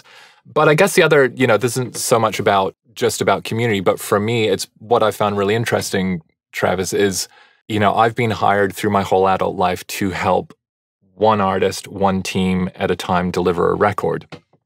And once I built these programs, once I had enough conversations with enough different artists, this is kind of fascinating, because for me now, I can literally help tens or hundreds of people at a time deliver an album. So I actually still see this as I'm helping bring amazing music into the world. Oh, yeah. And yeah, I have this different structure of programs where it's kind of like knowledge-based stuff that you can implement, and then the online studios is the real-time side of it. But it's basically helping so many more people at once deliver a record, to the point where it's almost like there has to be more and more that makes me want to commit to doing one record with one artist, because then suddenly I can't help 10 or 20 or 30 or 40 people in that one time.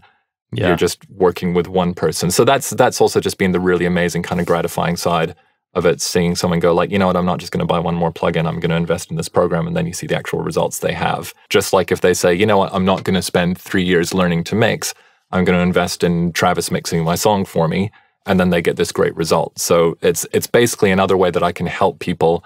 Also, now that, like, Real Talk, as a producer, I'm priced out of the range of the majority of people in the world, but I can still help you make a record. No, that's great. And I could say, from somebody that's been part of the Complete Producer Network since you started it and has hung out in these masterminds, and I've done your courses, even though I mix records for a living, I still did the Mix Accelerator. Yeah, you definitely you leave an impact on all those people, and in turn, I think it results in all of those people in that community also leaving an impact on each other. Even when you're not in a conversation on the forum, there's a really engaging, impactful conversation happening, even without you being there. Everybody in there's just, I've talked about it. You were a sponsor on the podcast. I've said it a million times. It's just a great community. But yeah, it's awesome. I applaud that. Yeah. And that's a great thing, is just seeing when you get in an environment, this is the comparison to a really good multi-room studio. You get in an environment where everyone else is obsessed with the same thing. And funnily enough, I feel that this is actually the strength that online communities have over, especially online communities where people are making a commitment to a result, right? Yeah. Compared to a lot of college programs. Like my friend Louise Burns has been teaching at a college in Vancouver. And she said, like, there's a class of 30 people and she only really thinks one of them actually wants a career in music. So there's a lot of like, I've finished high school, I'm supposed to go to college, I guess I want to do something with music. And then, you know, folks will wind up going into programs because you're supposed to go to college. Yeah. And I even remember when I was doing my audio engineering degree, a guest lecturer came in and he said, like, hey, how many of you want to be engineers? And I put my hand up and like no one else in the room put their hand up. And I was like, why are you at the School of Audio Engineering if you don't want to be an audio engineer? It was kind of hilarious. Yeah, but listen, Travis, I'm getting the sense, I'm a very sensitive guy, I'm getting the sense that we're moving towards a wrap-up. So I was wondering if you'd mind if I ask you a couple of questions before we go. All right, let's do it. Just like last time, you got to flip it around on me. Bonus episode. So, well, this is, you know, what are we, episode 80, 81, did you say now? This should be 81 if my math is correct. So you've had conversations with, I guess if we include your bonus episodes, 78, 79 different people working in music with music careers who have built growth into their careers. So I'm curious, what do you think are the few key traits that you keep seeing coming up over and over again in these people? I mean, I think a lot of them we've kind of touched on. The people that put the work in regardless of the outcome, people that are, you know, just head down focused, and to a certain extent, there's a never give up, never fail attitude. Like you will just always go, even though you didn't do a gig in June, it didn't matter. You're not going to quit and get another job. You're just going to keep pushing because, you know, like you said, like I've said, a career in music is the long game. There's no and if or but about it. I've worked with songwriters that had a hit early on and didn't put the work in, and I never saw them in sessions again. You know what I mean? It doesn't matter if you found success quickly or not. It's not over. You still have to keep growing. So that's something that I've seen, is that people are always growing, always working, always learning. Something else that I think, particularly for producers and mixers, I've seen a common thread of people that get very invested with the music and the artists. They stay away from transactional type situations where it's like, thank you for your $1,000. Here are your stems. You know, that doesn't work. And that goes back to the trust thing that we were talking about. Mm-hmm. Big time. But those are, to me, the biggest, the most obvious ones. Also, a very common final answer, you know, like, have you ever redefined what success meant to you? I think a lot of people who I enjoyed the conversation, they kind of had an answer like, you know, just making music or just getting paid to work in music has always been success. It didn't matter whether I got a Grammy. And I think that's an important one. It's just that you're doing what you love. And so they didn't have to redefine what success was to them, which is a question I haven't asked you. You're getting that before we go. Awesome. But yeah, I think those are the things that are most common in the interviews that are bouncing through my head right now as I'm caught off guard. So it's fantastic. Love getting you off guard. And then a follow-up question. Have there been any approaches or insights that have like really surprised you or felt counterintuitive that have kind of shifted the way you think about this whole world? You know, I don't think so. I will say that Pedro Coloni had a Fairchild Radiator tip that he shared on vocals, and I've added that to my mix template. But, you know, to a certain extent, I bring people on the show that I think want to have the conversations that I want to have, and I also kind of, at times, set them up to have those conversations with the questions. So it's not, there's definitely been like crazy aha moments for me, but a lot of the time, it's actually nice to reinforce my beliefs with a conversation with another person. You're like, okay, somebody else working in this industry believes the same things I believe. So that's validating, but it's not like mind-blowing. It's like, okay, here's another person doing what I want to do or that I already do that, you know, it's validating, I guess, for what I would like the music industry to be for me and for other people. It's nice to see that other people think that. It's a horrible answer there, but yeah. Well, let me ask you this another way, because I feel like this might be a little bit what you're talking about here.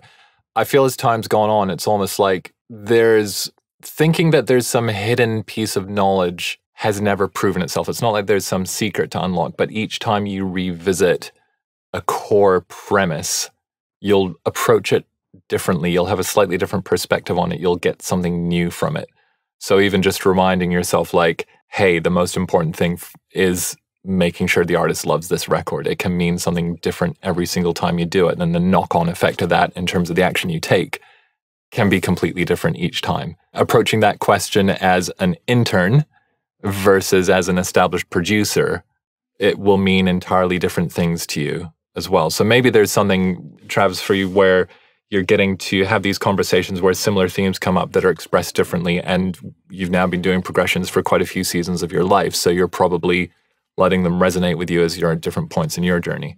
Oh, totally. I definitely think it's important to reinforce stuff throughout your life because it's going to hit you different. The conversation we're having right now is hitting me differently than the conversation that we had 2 years ago.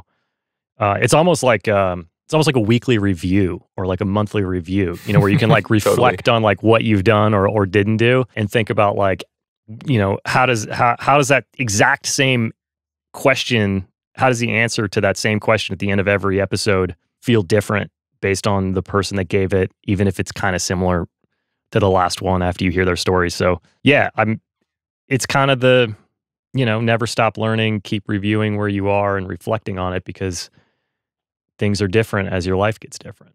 Reviews are huge. I threaten to do reviews. I'm not very good at it, but it's hard. It's hard.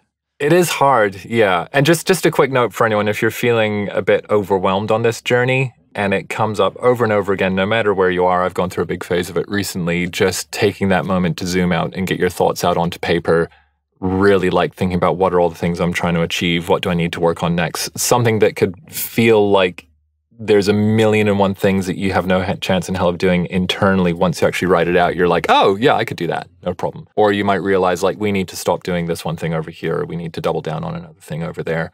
So yeah, but that fix never lasts. It's a bit like you're sailing across the ocean and you're always having to trim your sails, right? Yeah. You can't just like set them in one thing and lash the tiller and then go have a sleep for 2 months. If you're feeling actually particularly stuck or like particularly frustrated, doing a review and like being serious and reflecting back on, what you've been doing for like the last quarter or something, it actually makes you feel better.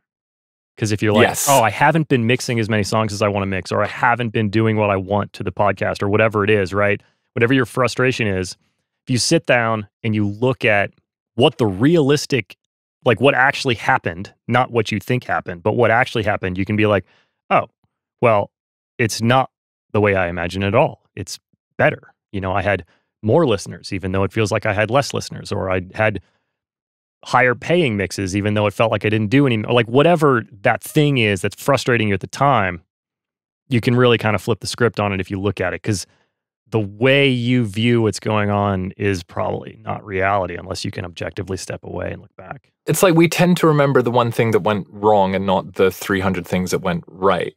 Exactly. Right? I think like we're actually wired that way. So I think that's such a good point that you make, and really taking the times as well to acknowledge like, you know what, I've made some really good progress here. Because I don't know about you, Travis, but most nights I go to sleep feeling like I didn't achieve anywhere near what I wanted to achieve that day.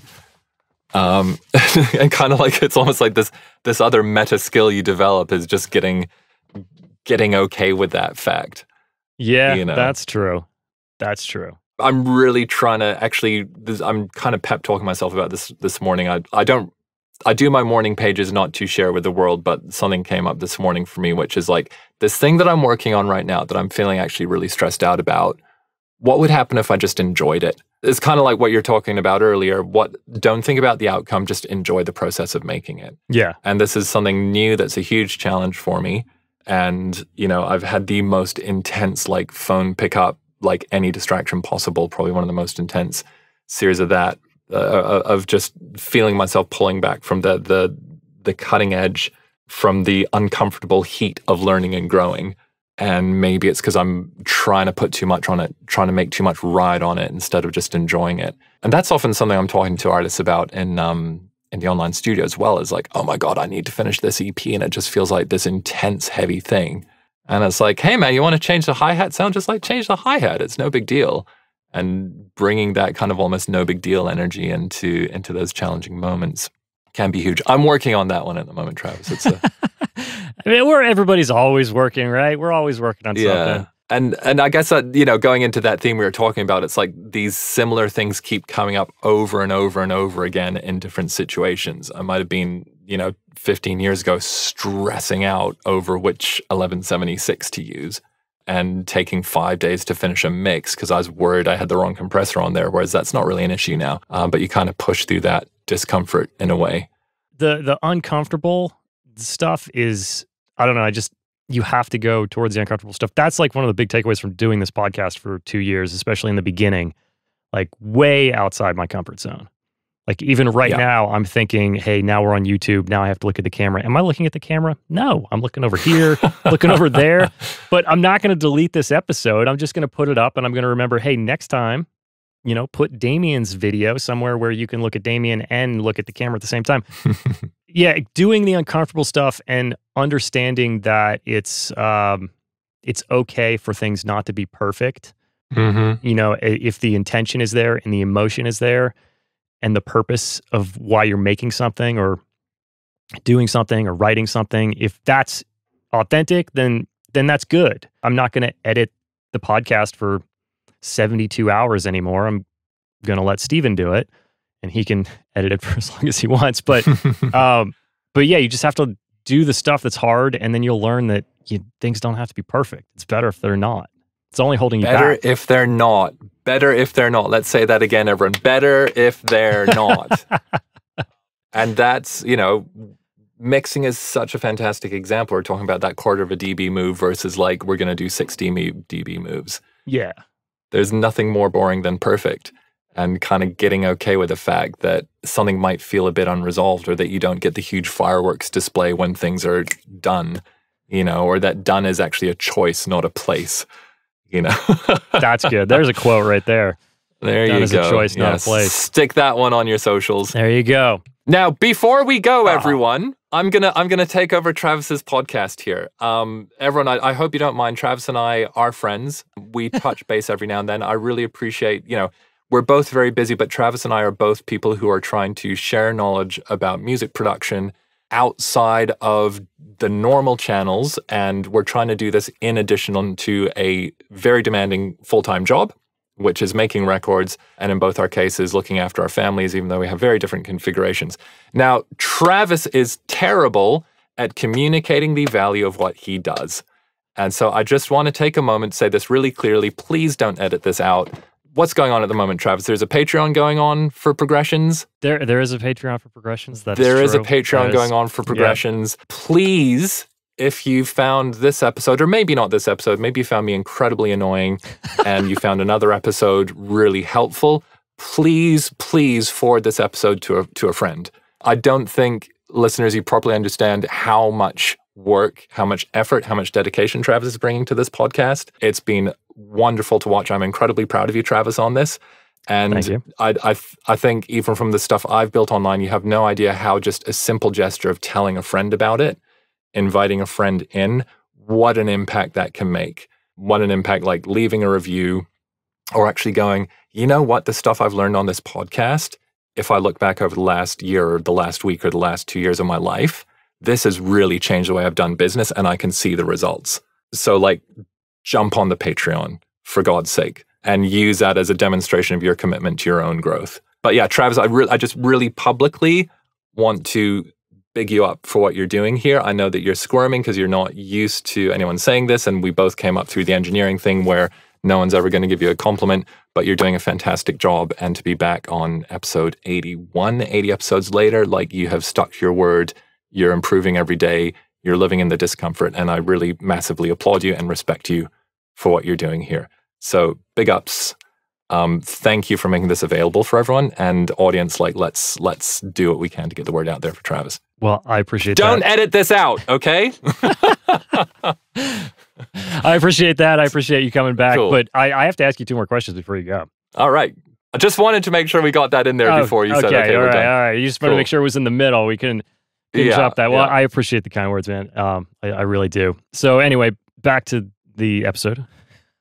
So I've got a new question for season 3, and it's about just sharing music.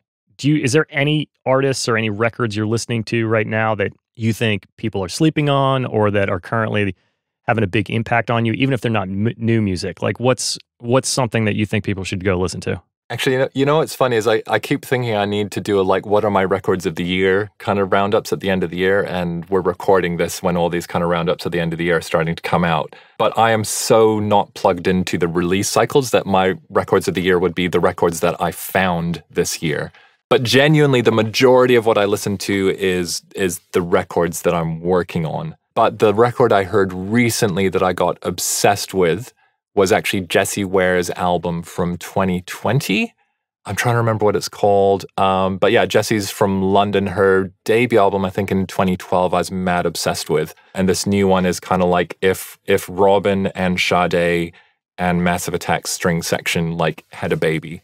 Produced and co-written with James Ford, like amazing record. And I love all kinds of like weird abstract hip hop and chopped up breaks and stuff, but every now and then I just want like a really big, beautiful, expansive record with like sky high hooks. And it's like that with amazing modular synths and stuff. So that's been my favorite. Jessie, if you're listening, I'd love to work with you. Let's make it happen.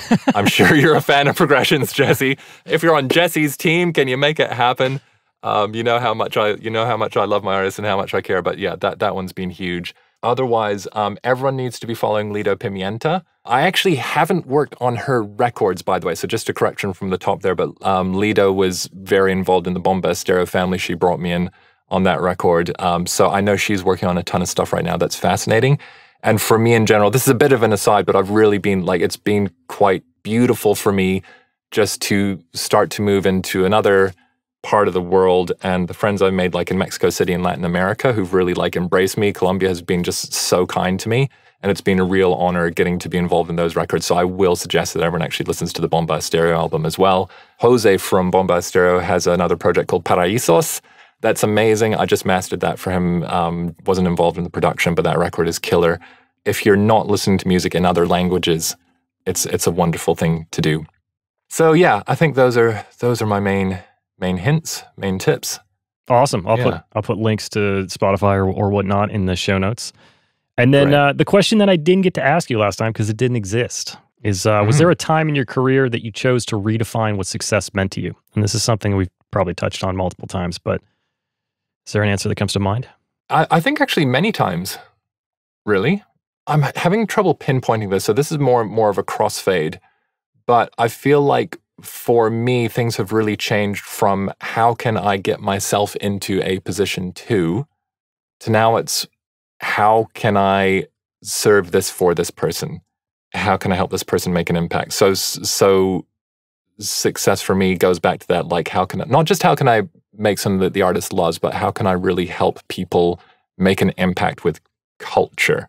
I'm a huge believer in the value of art, and a huge believer in the value of culture. And even though for any of us individually working on making music, we might feel it's kind of meaningless in the grand scheme of things, I believe that collectively, if our society was more creative, if more people in our society had a creative outlet and could express themselves, then that would inform the culture of our society, and culture is a primary driver of civilization. So literally, we're making the world a better place by making that kick drum knock. You know what I mean? So I think like feeling that larger purpose has been really great, and getting curious about how can I reach as many people as possible. And certainly going from I'm always being hired by a label or an artist to now I can help other people that wouldn't have access to me normally, especially people in different parts of the world. Like that's been a really big, huge redefiner. And I feel like I have so much more still to do on that one. Love it. And now I have to ask you about your next biggest goal. What's your current biggest goal? That's not your goal from last time. And what's the honestly, next dude, I'm still working on that goal. Same.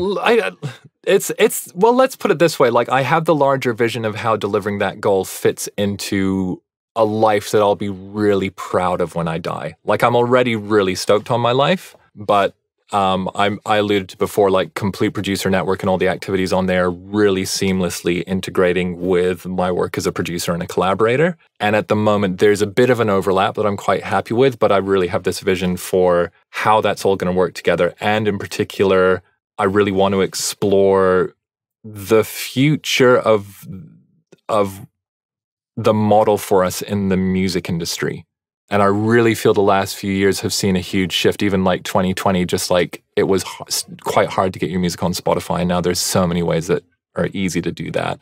If I think about 2008, I was trying to figure out how I could set up an online label and just like, how can I get my music available? There was nothing out there that could do it. So this kind of seismic shift in not just the music industry, but humanity is in the permissionless age. Right. Let me know if we need to unpack what that means. I'm sure you've covered it before. Basically, the gatekeeper world versus the gatekeeperless world. Yeah. I think there's so much potential in there. There's still so much work to do. Everyone, you know, we will have all seen the posts about how Spotify doesn't pay out enough per stream, but there's all these other opportunities at the same time that build into that, and this whole ecosystem we can build. I'm being a little bit vague, but I'm really interested in that. And even for me as a traditional record producer, being able to bring different models to the way I work with artists, and what I've done through the Complete Producer Network, even with Damian's online studio and getting rights with artists to be able to live stream our genuine real world professional sessions in real time, and giving people anywhere in the world the chance to sit virtually in the room, which I think is an entirely different experience to any other kind of online learning. Like, I've been able to make records with artists that I couldn't have because I have this new model as well. So I really want to see that through and then build that then into an amazing body of work that's happening in this new environment, this new era. That's awesome. I love it. So what's the next small step? The next small step is I'm firing up Notion and working on some copy. Yeah. And actually this is, I mean, I don't know when this is going out, but I'm right at the moment, everyone, I'm actually like building a presentation called Building Your Production Breakthrough. And I'm trying to distill like some 30,000 foot. These are the things which, if you look at music production through this lens, can shortcut potentially like years of wasted time. Love it. So I'm building on doing this as a free presentation. It really feeds into the Beats Accelerator process as well. It gets a lot into modularity and really how to ensure that it all comes back to creativity and vision in the driving seat. But I'm just trying to figure out how to articulate a lot of concepts that I feel I've learned subconsciously over the decades, some conscious breakthroughs that I've had, and how to communicate this big picture in a way that people can assess their next steps through that lens. That's awesome. If that makes sense. So yeah, so that's literally what I'm working on when we get off this call. Hoping to do the first test run of that in the next week or so. Sign me up. I'll be there. This episode will be out in January, so people should look out for that. But Damian, This has been awesome, man. I really enjoyed this. I appreciate you taking the time to come back on the show. Haven't seen you in a couple of weeks, so this has been a good hang. And yeah, man, I appreciate it. Please tell people websites, socials, anything you want to share with people. This is your little spot here. Okay, awesome. Well, I would love to invite you, dear listener, to the Complete Producer Network. Again, positive, supportive online environment. And the key thing about the network, this is actually, I wish I could have mentioned this when you asked me the question about online community. You learn when you ask questions. So understanding how the general community and the Complete Producer Network works is get in there and ask questions. We have a few questions we ask when you join, and 99% of the people say, I want to join to learn about music production. And then 98% of those people don't ask any questions. So one of my favorite quotes I came across recently is, the quality of your life is determined by the quality of your questions. And you cannot solve the problem that you are currently in from that same level of consciousness. So I would like to invite you to the Complete Producer Network, www.completeproducer.net. Hit request to join, answer the questions. It's free.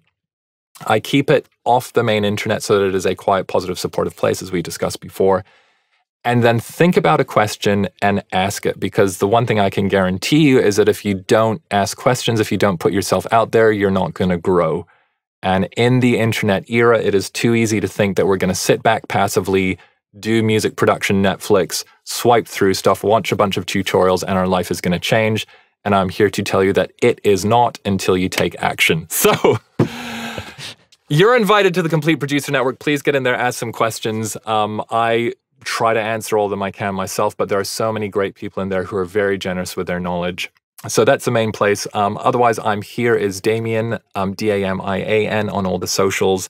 And I'm looking to update my website soon, DamianTaylor.com. It's a couple of years out of date, very grimy, but that links to everywhere else. Amazing. Awesome. Well, I will let you get to your presentation. I gotta do a mix. Great. And everyone, will you put your Patreon in the show notes, Travis? There will be a link to the Patreon in the show notes. Great. To rate the show, review the show, and share the show. Honestly, sharing the show is, I think, the most valuable thing you can do. As much as I would like everyone to be involved in the Patreon, it really is like when somebody says, "Hey, I enjoy this podcast," and they tell somebody that's never heard it, that person seriously considers listening to it, as opposed to like running an ad, or like it's friend to friend is the best way to grow these things on the internet. So 100%. If you could share the show with a friend, I'd appreciate it. But thank you, Damian. Big ups, Travis. Yes, good to see you. I will see you. That's it for episode 81. Thanks to Damian for coming on the show. Please go check out his work and join the Complete Producer Network. It's great. You won't regret it. Also, thanks to all of you for listening and watching. And if you've enjoyed this episode, please like, subscribe, do whatever you can to help push this out to more people. And don't forget to check out our other videos or episodes on YouTube or wherever you listen to podcasts. So I will see y'all next time.